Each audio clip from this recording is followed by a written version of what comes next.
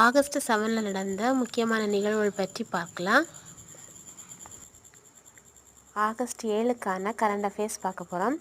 14 ஆண்டுகளுக்கு பிறகு தமிழ்நாடு உண்மையான பொருளாதார வளர்ச்சி இரட்டை இலக்கத்தில் பதிவாகியுள்ளது. உண்மையான பொருளாதார வளர்ச்சி 2024-25 ஆண்டில் தமிழ்நாட்டுக்கு 11.11% வளர்ச்சி அடைந்துள்ளதாக அறிவிக்கப்பட்டுள்ளது.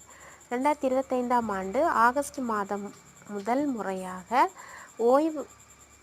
ஓய்வேற்பு விடுப்பு திட்டத்தை அறிமுகப்படுத்திய முதல் இந்திய மாநிலமாக சிக்கிம் மாறியது. முதல் பிம்ஸ்டெக் பாரம்பரிய இசை விழா டெல்லியில் நடைபெற்றது. ஆகஸ்ட் 7 நேஷ்னல் ஜாவலின் டே, அதாவது ஈட்டி எறிதல் டே. ஆகஸ்ட் 7 நேஷ்னல் தேசிய ஈட்டி எறிதல் நாள்.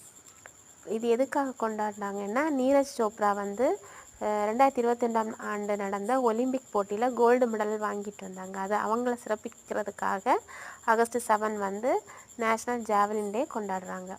அப்புறம் ஆகஸ்ட் 7 நேஷ்னல் ஹேண்ட்லூம் டே. இதோட தீம் என்னென்னா, பெண்களுக்கு அதிகாரம் அளித்தல், தேசத்திற்கு அதிகாரம் அளித்தல். அப்புறம் இந்தியா மீது அமெரிக்கா 50% வரி விதித்து ட்ரம்ப் உத்தரவு போட்டிருக்காங்க. அப்புறம் நிதிக்குழு கூட்டம் நடந்திருக்கு. இந்த ஆர்பிஐ ஆளுநர் சஞ்சய் மல்கோத்ரா நடத்தியிருக்காங்க. அதில் ரெப்போ ரேட் மாற்றம் இல்லை, அதாவது 5.5% தான் இருக்குது. இந்திய பொருளாதார வளர்ச்சி 6.5% இருக்குன்னு கணிச்சிருக்காங்க. அப்புறம் உலக பொருளாதாரத்தில் இந்தியாவின் பங்களிப்பு 18% இருக்குது.